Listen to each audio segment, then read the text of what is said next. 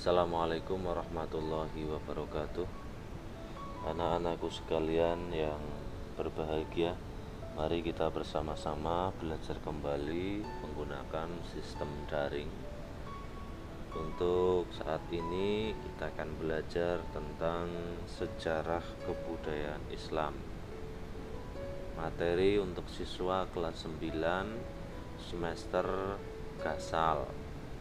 Ini adalah materi bab yang pertama.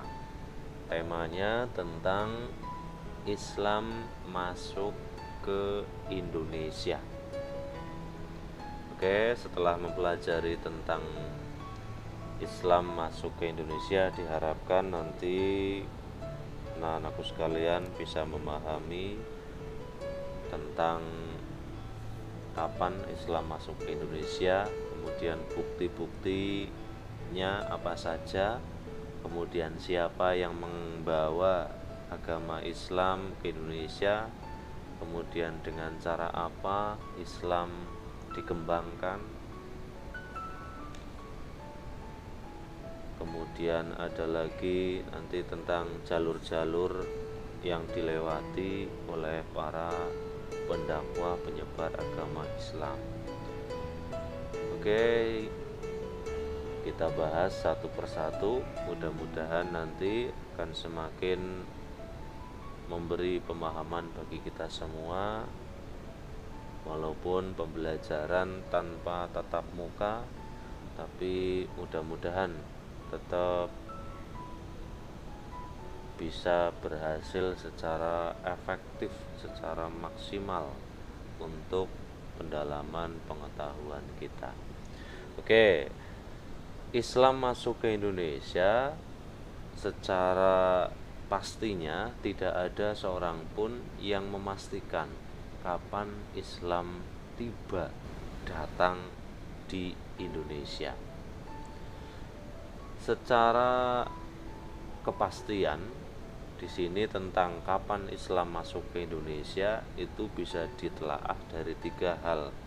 Yang pertama, apakah orang Islam dari luar negeri yang datang ke Indonesia kemudian bertemu dengan orang Indonesia, apakah itu sudah dikatakan Islam masuk ke Indonesia?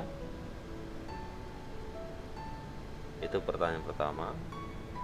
Sedangkan yang kedua, apakah dikatakan Islam masuk ke Indonesia ketika orang Islam di Indonesia ini sudah banyak beragama Islam?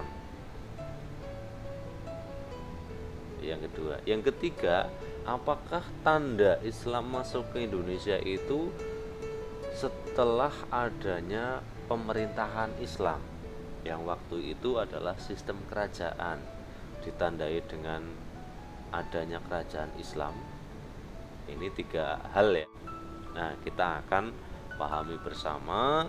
Nanti kalian semua bisa mengkoreksi lebih dalam lagi tentang alasan-alasan, bukti-bukti dari pendapat para ahli tentang kapan masuknya Islam ke Indonesia. Ya, tadi saya katakan tidak ada seorang pun yang tahu tentang kepastian kapan Islam sebenarnya masuk ke Indonesia.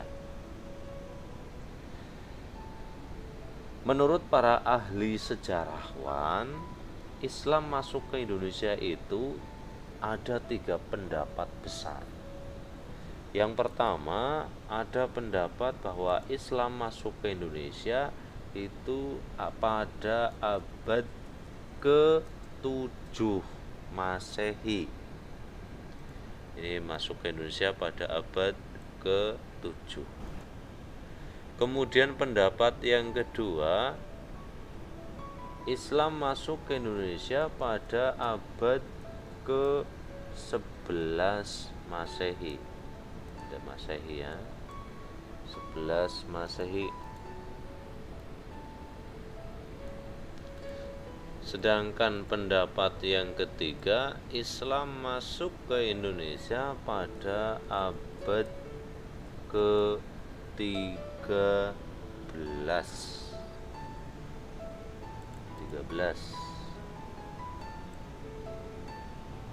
Nah, ini secara garis besarnya ada 3 pendapat besar yang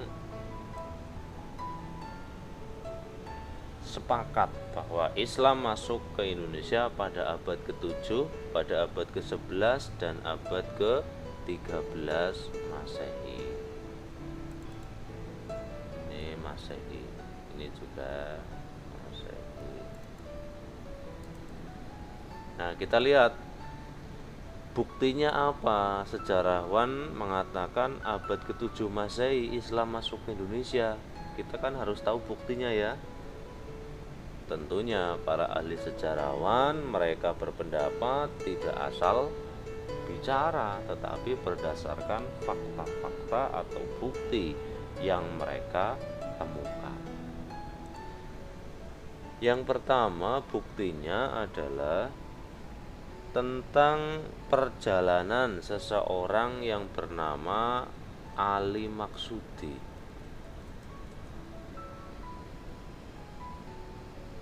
yang menyatakan bahwa pada tahun 675 Masehi terdapat utusan dari Raja Arab Muslim yang berkunjung ke Kalingga pada tahun 648. Diterangkan telah ada koloni Arab Muslim di pantai timur Sumatera yang waktu itu diberi istilah Pekojan. Nah, ini menandakan bahwa orang Islam sudah masuk ke Indonesia sekitar tahun 675, sehingga ketika bertepatan pada tahun ini berarti pada abad ke-7 Islam sudah masuk ke Indonesia. Kemudian yang kedua buktinya adalah seseorang yang bernama Hari W. Hasan dalam bukunya Atlas of Islamic History. Di situ menerangkan bahwa kaum muslimin masuk ke Indonesia pada abad ke-7 Masehi. Ya, itu pendapatnya dari Hari W. Hasan. Beliau berpendapat bahwa pada abad ke-7 Masehi kaum muslimin masuk ke Indonesia yang dibawa oleh para pedagang muslim.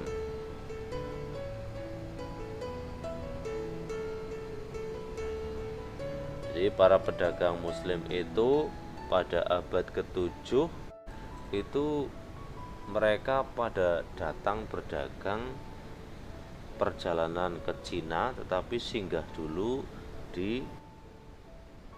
ke Indonesia.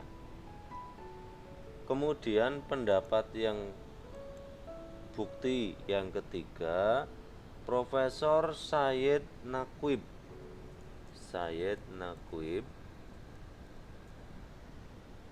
Al-Attas.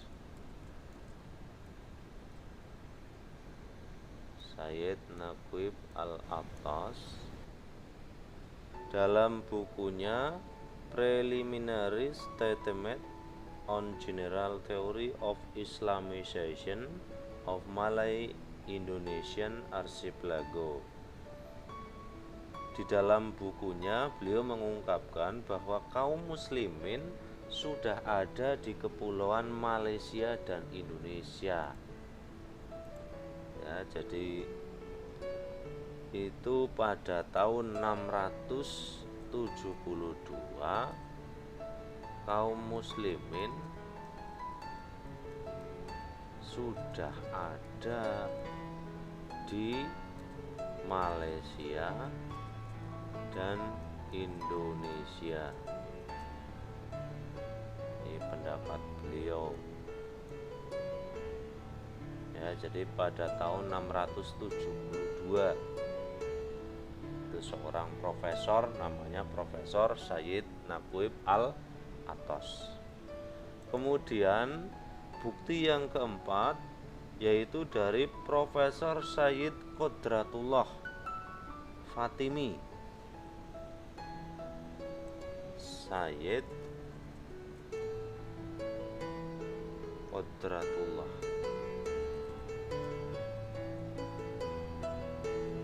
Fatimi dalam bukunya, yaitu yang berjudul Comes to Malaysia.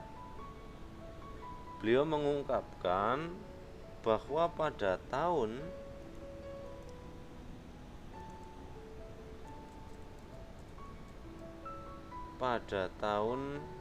674 kaum muslimin Arab telah masuk ke Malaysia.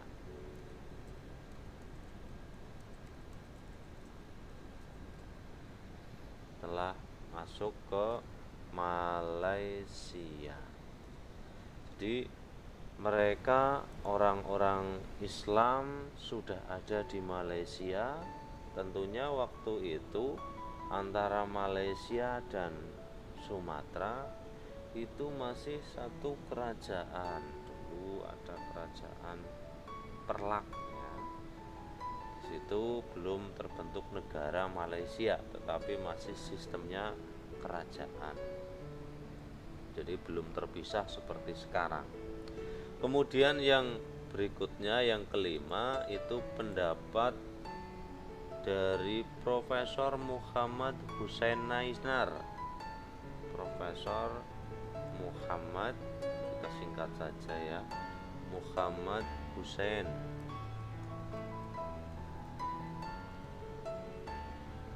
Naisar.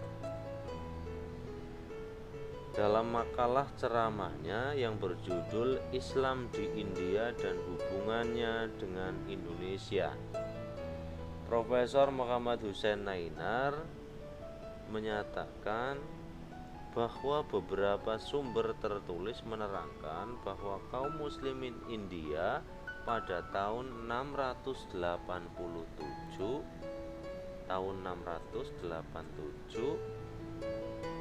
sudah ada hubungan dengan kaum muslimin Indonesia.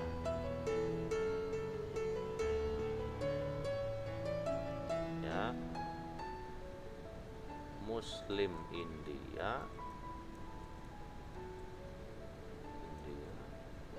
sudah ada hubungan dengan orang Muslim Indonesia.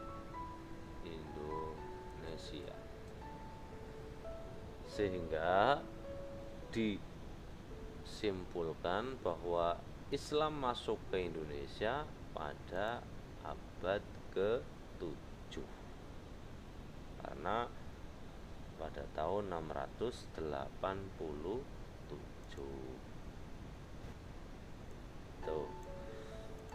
itu pendapat-pendapat, bukti-bukti dari para ahli sejarawan. Kemudian yang kedua, Islam masuk ke Indonesia dikatakan pada abad ke-11. Buktinya apa? Satu-satunya sumber yang mengatakan bahwa Islam masuk ke Indonesia pada abad ke-11 yaitu ditemukannya adanya makam dari seseorang yang bernama Fatimah binti Maimun. Di mana? Di Kleran, Gresik. Di Kleran, Gresik, Jawa Timur.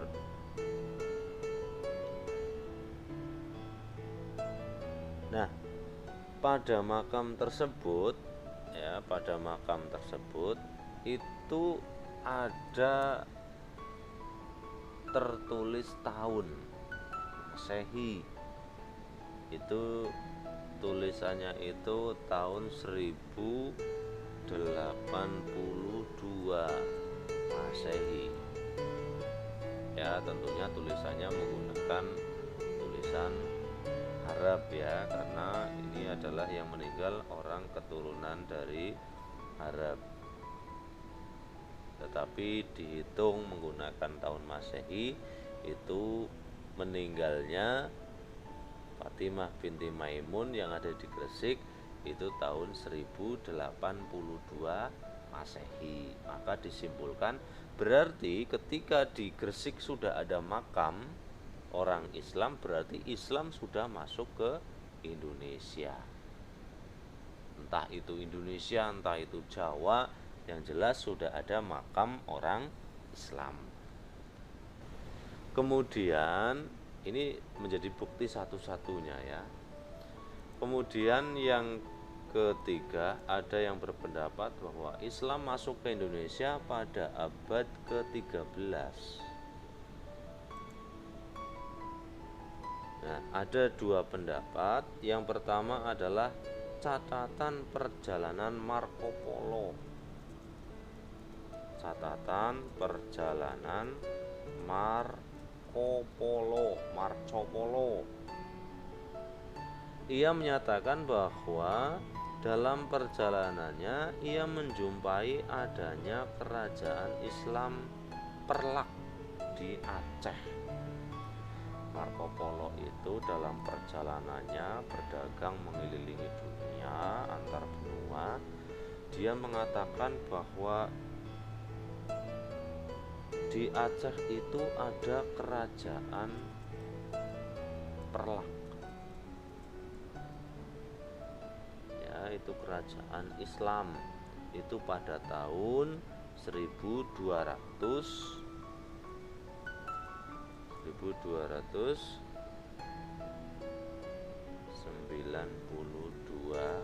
Masehi. Itu pendapat yang pertama.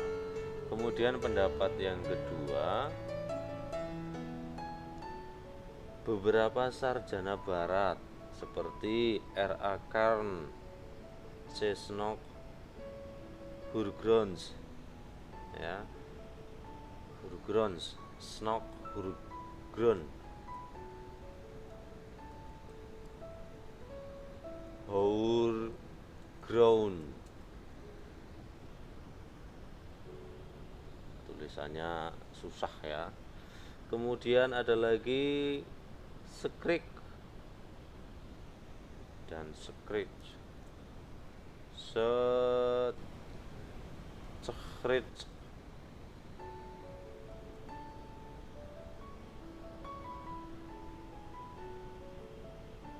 beliau lebih cenderung menyimpulkan bahwa Islam masuk ke Indonesia.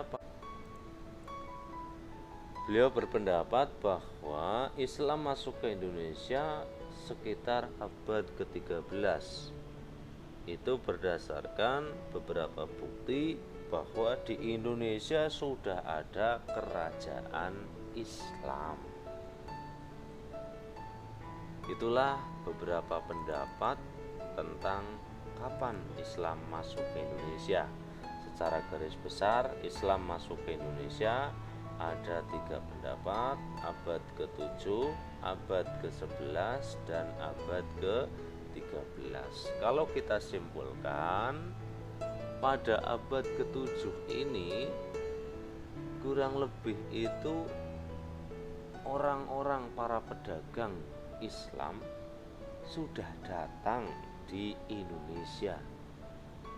Tepatnya adalah di Kepulauan Sumatera. Bahkan sudah ada istilah perkampungan orang-orang Islam Arab yang menetap di sebelah timur pantai Sumatera.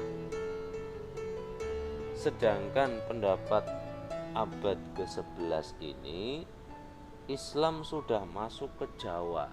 Padahal waktu itu perlintasan untuk perdagangan itu kan lebih ramai di Aceh.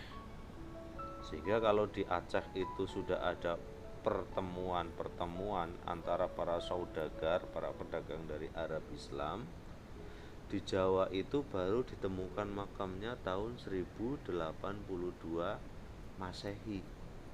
Berarti ketika sudah ada makam, berarti di sini di Jawa itu sudah masuk agama Islam. Jadi kalau pendapat abad ke-7 itu ada di Sumatera, abad ke-11 itu sudah masuk ke Jawa. Sedangkan pendapat abad ke-13 itu sudah berdirinya kerajaan Islam. Sebagaimana kita ketahui ya, bahwa untuk mendirikan kerajaan Islam itu merupakan tugas yang berat, merupakan cita-cita yang berat, karena mendirikan pemerintahan Islam. Padahal waktu itu kan sebelum Islam datang di Nusantara, di Indonesia ini sudah banyak kerajaan serta aliran-aliran kepercayaan. Ada animisme, ada dinamisme, ya. Tetapi di Nusantara ini pada abad ke-13 sudah mendirikan kerajaan Islam. Ini membuktikan, ini kita simpulkan, abad ke-7 awal mula bertemu, awal mula masuk, abad ke-13 sudah mendirikan kerajaan. Kalian menyimpulkan setuju yang mana? Monggo. Ya, awal masuknya monggo abad ke-7. Ya, abad ke-13 pemerintahan Islam, monggo. Ya, jadi bukan menjadi bahan perdebatan, tetapi untuk pemahaman saja. Kemudian sampai di sini ada pertanyaan, monggo kalau ada pertanyaan bisa ditanyakan lewat media online ya, bisa lewat WA grup atau japri ke gurunya masing-masing. Kemudian siapa sih pembawa Islam ke Indonesia? Ada yang tahu siapa yang membawa agama Islam ke Indonesia? Abad ke-7, abad ke-11, abad ke-13.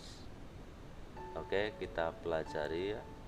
Kita lanjutkan kembali tentang siapa sih pembawa agama Islam ke Indonesia. Pembawa agama Islam ke Indonesia ada beberapa pendapat. Yang pertama yaitu orang India. Yang membawa agama Islam ke Indonesia adalah orang India.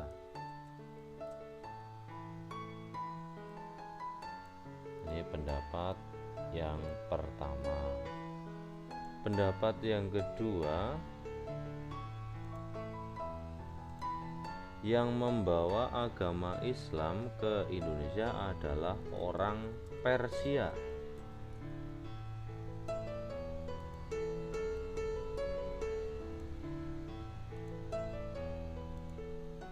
Pendapat yang ketiga, yang membawa agama Islam ke Indonesia adalah orang Arab.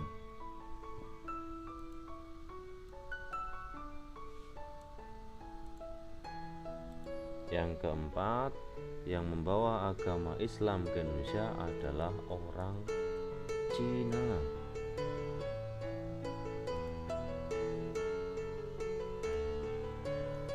Ini ada 4 pendapat yang membawa agama Islam ke Indonesia. Tentunya dilengkapi dengan bukti-bukti yang ada sehingga mengerucut kepada kesimpulan yang membawa agama Islam ke Indonesia adalah 4 pendapat ini. Yang pertama adalah orang India yang membawa agama Islam ke Indonesia. Dibuktikan dengan apa? Yang pertama adanya ukiran batu nisan gaya Gujarat. Adanya batu nisan. Batu nisan apa? Batu nisan tahu? Jublek. Batu nisan gaya Gujarat. Gujarat itu daerah wilayah yang ada di India. Yang kedua adalah adat istiadat budaya India Islam yang ada di Indonesia. Adanya adat budaya India Islam yang ada di Indonesia. Ini dua pendapat itu.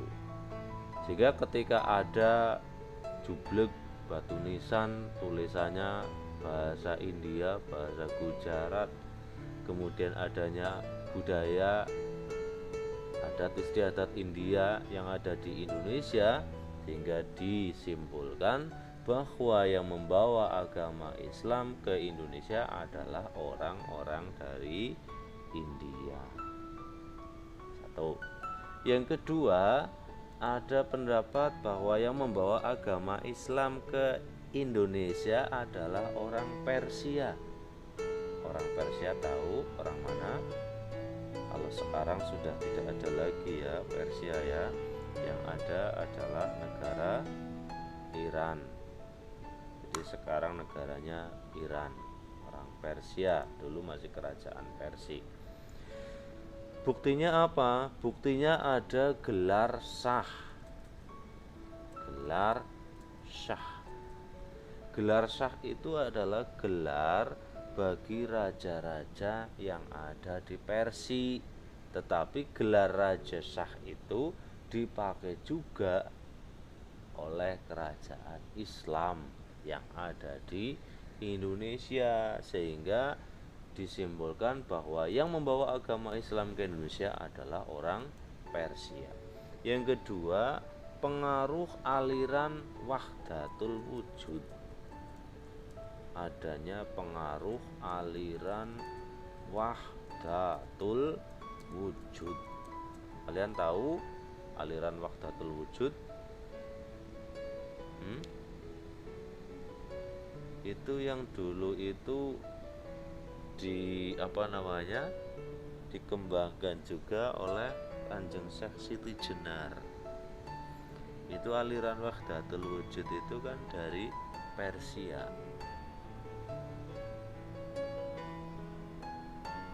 Kemudian yang ketiga pendapatnya pengaruh mazhab Syiah. Adanya kelompok Syiah yang ada di Indonesia. Padahal kelompok Syiah waktu itu mayoritas adalah orang-orang Persia ya, di Iran atau Irak. Itu tiga pendapat.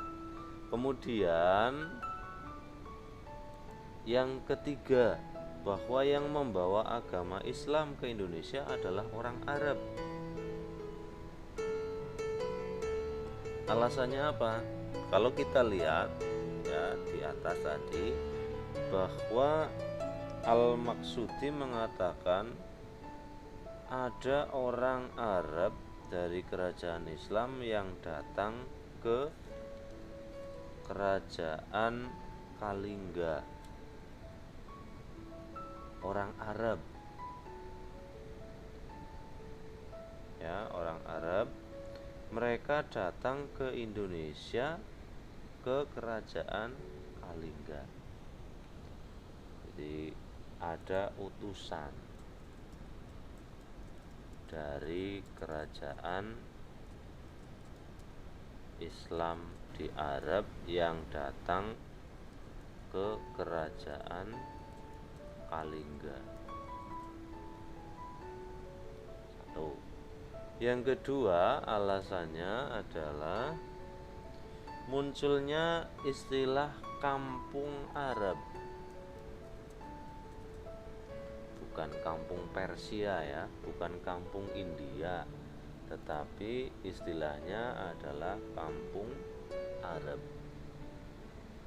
atau diberi nama Pekojan.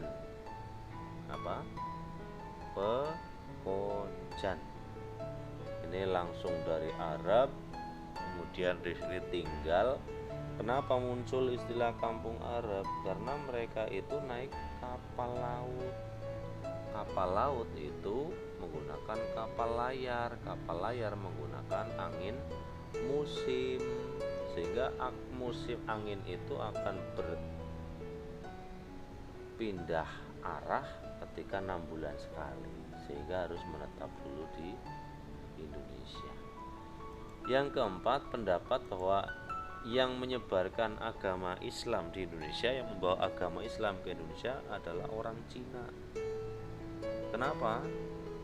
Banyak sekali para pedagang dari Cina yang datang ke Indonesia waktu itu, dan termasuk adalah orang-orang Islam, seperti ada Laksamana Cheng Ho, yang beliau itu di samping sebagai seorang pedagang, beliau juga ikut menyebarkan agama Islam.